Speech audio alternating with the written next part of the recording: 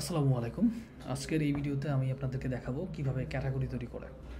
Category তৈরি করার জন্য সিম্পলি আমি অলরেডি লগ ইন করেছি আমার ড্যাশবোর্ডে। এখান থেকে প্রোডাক্টে যাব, প্রোডাক্ট থেকে ক্যাটাগরিতে যাব। আগে থেকেই অনেকগুলো ক্যাটাগরি তৈরি করা আছে। আমি একটা ডেমো সাইটে আছি, সেক্ষেত্রে অনেকগুলো ডামি ক্যাটাগরি তৈরি করে রেখেছে অনেক পাবলিক। Skip about that.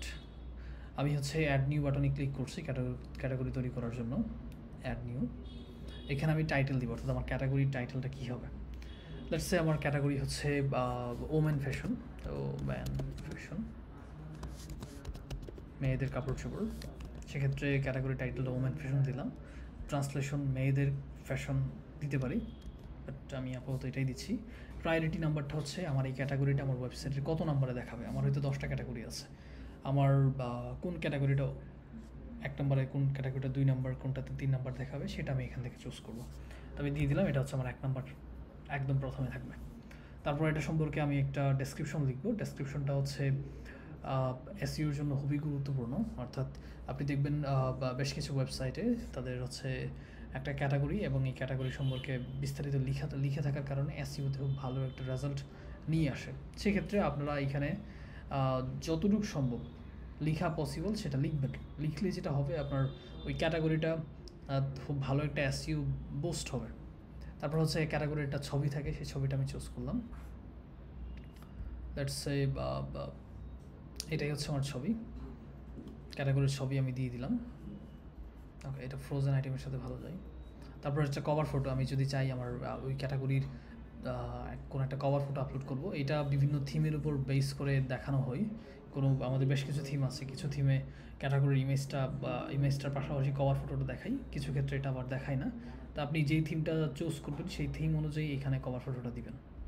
এখানে একটা অপশন আছে হচ্ছে অ্যাক্টিভ কিনা, অর্থাৎ এই ক্যাটাগরিটা কাস্টমার বা পাবলিকলি অ্যাভেলেবেল বা দেখাবে কিনা। তারপর প্রাইভেট হচ্ছে আমাদের কানেকশন এপিআই আছে, কানেকশন এপিআই এর থ্রুতে আপনার প্রোডাক্ট, আপনার স্টক যা কিছু আছে আরেকজন তার ওয়েবসাইটে কানেক্ট করে নিতে পারে। সেক্ষেত্রে তার সাথে আপনি এই ক্যাটাগরিটা শেয়ার করছেন কিনা সেটা এখানে উল্লেখ করে দিবেন। যদি প্রাইভেট করে নেন, তাহলে যারা আপনার সাইটের সাথে কানেক্টেড হবে তারা কেউই হচ্ছে এই ক্যাটাগরির কোনো প্রোডাক্ট বা ক্যাটাগরিটা পাবে না তাদের ওয়েবসাইটে।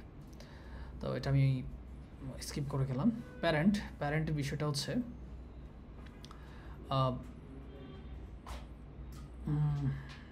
আরে কি ফিচার, ওকে আমি আসলে এটা নিয়ে পরে আপনাদেরকে একটা শর্ট নোটস দিয়ে দিব।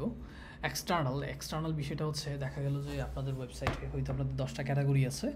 তো 10টা ক্যাটাগরির মধ্যে আপনারা চাচ্ছেন আপনার ডিফারেন্ট একটা বিজনেস আছে বা ডিফারেন্ট কোনো একটা বা কনসার্ন থাকতে পারে, সেক্ষেত্রে সেই লিঙ্কে নিয়ে যেতে চাচ্ছেন। ধরেন হচ্ছে আপনি আপনার ওয়েবসাইটে কাপড় চোপড় ইলেকট্রনিক্স আইটেম বিক্রি করেন, পাশাপাশি আপনি ইয়ার টিকিট বিক্রি করেন। তো ইয়ার টিকিটের যেই প্ল্যাটফর্মটা আছে সেটা বিপণী তৈরি করে দেয়নি বা বিপণী না।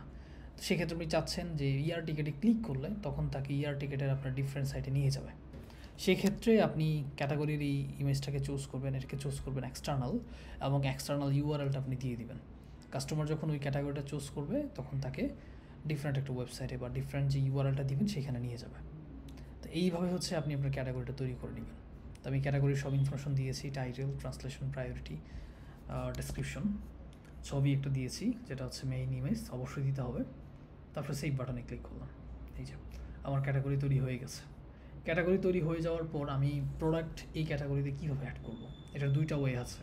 একটা হচ্ছে প্রোডাক্ট আপলোড করার সময় আমি ফিল্টার সেকশনে যাব এবং ওইখান থেকে আমি এই ক্যাটাগরিটা চুজ করে দিতে পারি।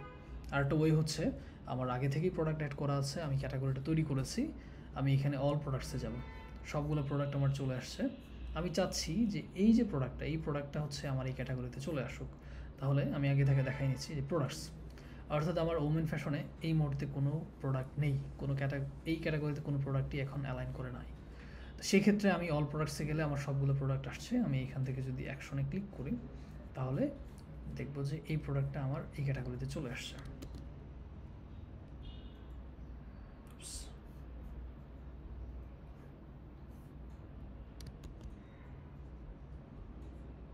ওকে, এটা হয়তো কোনো একটা বাগ হবে, বাট মেইন বিষয়টা হচ্ছে অল প্রোডাক্টস থেকে আপনি এইখানে ক্লিক করলে আপনার এই প্রোডাক্টটা আপনার এই ক্যাটাগরিতে চলে আসবে।